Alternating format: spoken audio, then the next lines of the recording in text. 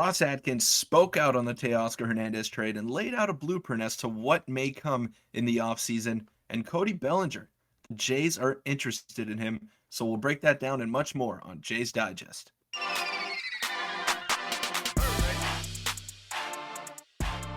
What's up, Jays fans? I'm your host, Peter Vryonis, alongside co-host Nick Gosse. Got a lot to get into today, but the support that we've been getting from you guys has been unbelievable, and it's got to keep going. We got to keep this up, guys. Yeah, it's blowing me away. It's blowing us away every single day.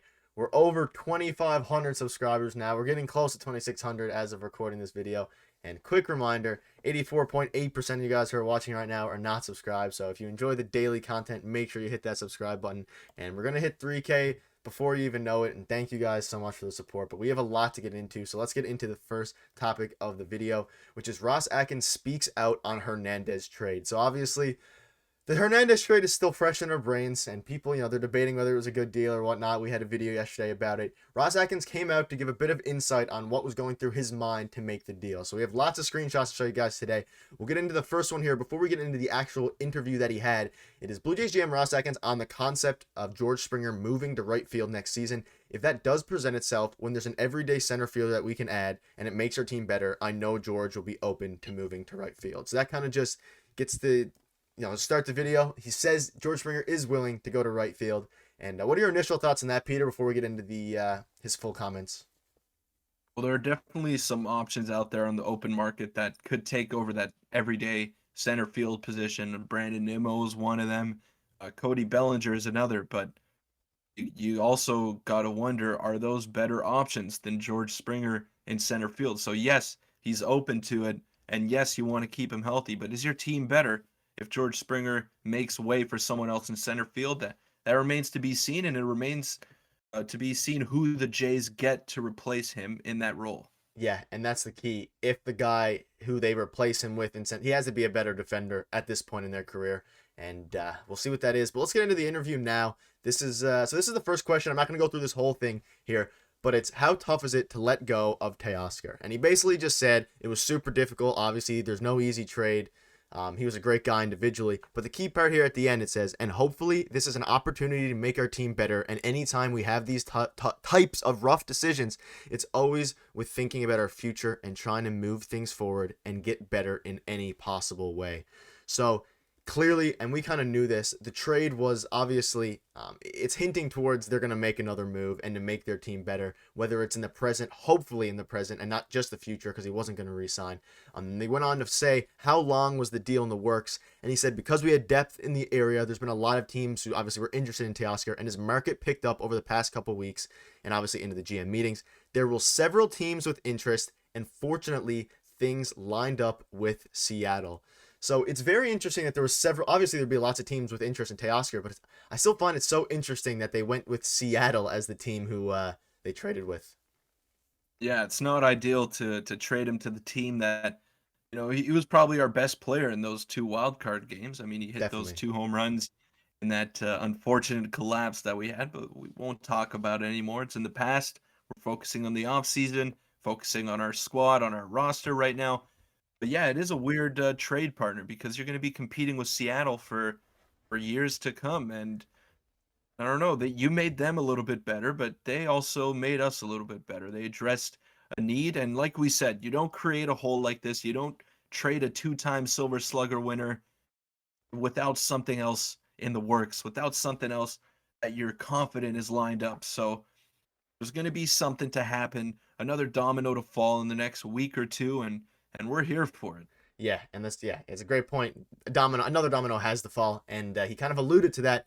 And they asked him, would you be comfortable going into the season with your current outfield? And he said, well, I would say this, because of course he has to be, reserved about it. He said, we are going to make other additions to this team. Now that is a bold comment, which we'll get to in a second, but and to this organization, we have predominantly been focused on run prevention side, obviously pitching. We're just thinking of how do we make this 40-man better? How do we make the 26-man better? And it doesn't have to be a center fielder or a right fielder that hits left-handed, but there will be opportunities to consider those factors. So the key thing he said there, I'll pop it one more time. We are going to make additions to this team. Now, does that mean a major addition? I'd like to think so, but I don't know. It's a pretty bold thing to say right after you trade your all-star right fielder. Yeah, it has to be a major addition. There's no way Yeah. that it's not. You can't go in there. I mean, even if it is Cody Bellinger, yes, he's had a couple of down years, but this is a guy that's won an MVP and a guy that's still 26 years old and can find himself again in Toronto without too much pressure because he does have other pieces in that lineup. But yes, it does have to be a major addition, whether it's Nimmo, whether it's Bellinger, whether it's Andrew Benintendi. A left-handed hitting outfielder is on its way to Toronto. We just don't know who it's going to be yet, but they have narrowed it down and they have hinted to some potential pieces that we may be looking at there. Yeah, and we have a bit of an idea of who the lefty could be. It could be Cody Bellinger, and we'll have another video coming up tomorrow on another potential addition. But the final quick thing here on Ross Atkins that he said in the interview, did you talk to your player leadership group before making the deal? Because obviously the Blue Jays are a tight clubhouse. They all, get along. He said, we're always checking in with our team, with the leadership group and beyond to get a pulse of our opportunities and, listen to one another. I suppose there could be exceptions, maybe Marcus Stroman, but for the most part, we have a great group and no one wanted to see anyone leave the clubhouse. They're extremely tight, but I think in general, people understand where we have depth. And that was a bit of a cool question that they asked, whoever the interviewer was.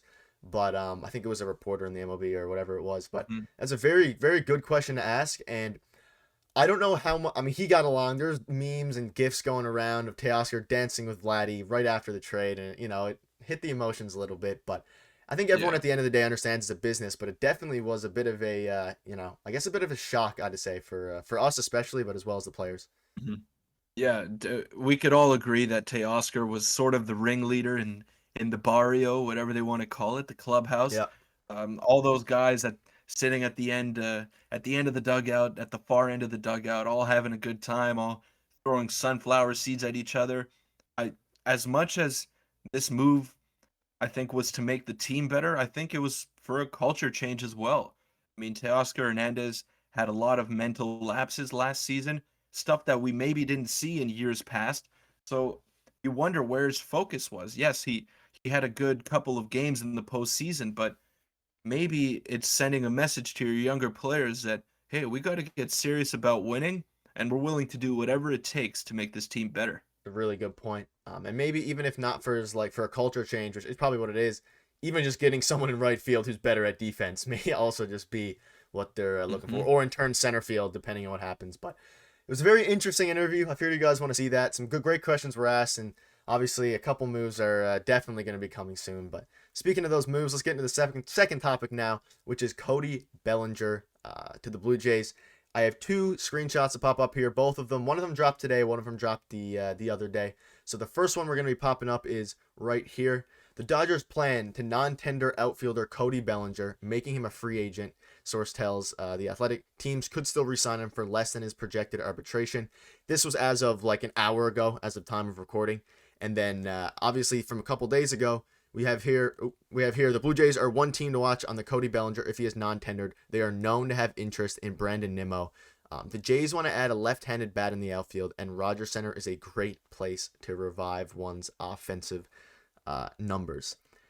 So obviously the Blue Jays have some interest, according to that reporter John Morrissey, in Cody Bellinger, as well as Brandon Nimmo. But focusing on Cody Bellinger here, what are your initial thoughts on, I guess, Cody Bellinger? And he was just, non-tendered, so he might be coming to the Jays if they decide to go that route.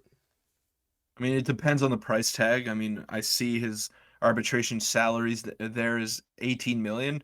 At that point, you might as well just go for Brandon Nimmo if you're gonna have to pay Agreed. Cody Bellinger 18 million. But this is the type of guy that has potential and is a great center fielder, a guy that will stay healthy for years to come. You would hope so.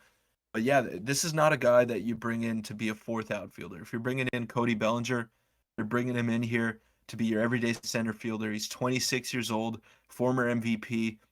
The right field fence is moving in Rogers Center in the renovations. So who knows? Maybe he sneaks a couple more homers over that right field wall. And no, this is definitely something that's encouraging. The Jays are being aggressive. They need to make an addition because they created a massive hole by trading Teoscar, all while addressing another hole that they had. But yes, this is possible, and it's either one of the two. It's either Bellinger or Nimmo. I don't think you can afford to bring both, and I don't think it would be smart to bring in both because you can't guarantee any playing time that way. Yeah, I definitely think all signs are pointing at it being one of the two, and that obviously would be a good scenario either way. But yeah, I think Cody Bellinger would probably maybe like 8 million. I think I was reading today on Twitter there, maybe 8 million, maybe 7, maybe a bit less or a bit more, depends. But the market's crazy now. Yeah. But yeah, I And if agree. his name if Go ahead. his name was Nick Goss, I mean, he's making 1 million, but like let's say the guy won an MVP, Yeah, so yeah, exactly. he's his name alone is worth $8 million, and it's worth a shout. It's worth a shout if you're the Jays. And that's exactly that's a really good point because obviously, if you put no name next to him, you look at his stats in the past couple of years, it would be 1 million, like you said, 1 million. But he has a track Zimmer record. territory. Zimmer, It's yeah, Zimmer territory. which is awful to say. Shout out to Bradley Yeah. Zimmer though. But yeah, you know, I'm good with either. I think Cody Bellinger would be an interesting flyer. I don't think Ross Atkins goes for him as unless we don't get another higher tier outfielder. But he would be he if he bounces back and returns to his MVP form, then man, that would be insane. But we're Yeah, gonna keep well, an eye on I'll it. I'll But say go ahead. yeah, I'll just say this before we move on to the next topic here. The Jays lineup is deep, and yes, you just traded your number 4 or 5 hitter wherever you're going to line up Teoscar next season. But the Jays lineup is very deep, and it can handle a defensive specialist. If that's what Cody Bellinger is at this point in his career, he's still a guy that's going to hit 20 home runs, even if he hits 180 or if he hits 200. But no matter what, he's going to give you elite defense. He's got a cannon for an arm in center field, although he's got some shoulder issues right now. But this is a guy that can really help out your team and steady out your defense, and that solves the George Springer problem. It moves him to right field, no question. Yeah, and again, I'm sure it has to do with how they internally evaluate how George Springer's health is, and if they think maybe they can make a tweak to Bellinger's swing to bring him back to form, who knows? But I agree, he has the power there, and he has the potential, so it'll be very interesting to see. I'm still on the train of getting Brandon Nimmo, but obviously Bellinger would cost much less. But let's get into the final topic, a real quick one here, which is Manoah finishes third in Cy Young voting. We kind of knew third was coming. Obviously, the other two pitchers and the unanimous winner, Justin Verlander, was phenomenal. Dylan Cease got second. I'll pop up the screenshot here. Shout out to Kevin Gosman as well. He got 10th. He made a tweet about it saying he was a bit upset about getting 10th. Thinks he deserves a bit higher. But Verlander obviously won unanimously. Then Dylan Cease and Alek Manoah was only 10 points away from Dylan Cease. So just a phenomenal year for Alek, and it was good to see him get third, even though we kind of all knew that's how it should have went. Yeah, and I'd like to see Otani in the fourth spot there. That's pretty cool. The guy's just unbelievable. Yeah. Wish the Jays could have found a way to get him. That would have solved a lot of problems that they had. But yeah, we kind of knew Alek Manoah was going to finish third. He had a great year, and I'm expecting this to be a consistent thing for Alek Manoah year in year out. Yeah, he's our backbone, he's our workhorse, and he's the one guy who is just completely untouchable. I don't think he would ever get traded. I could see him. He's the type of guy I could just see being a Blue Jay forever. But yeah, thank you guys so much for the support. It's been unbelievable. We're on the road to 3K. Yeah, I don't know. I don't even know what else to say at this point. Just thank you guys so much, and we'll see you in tomorrow's video. Thanks.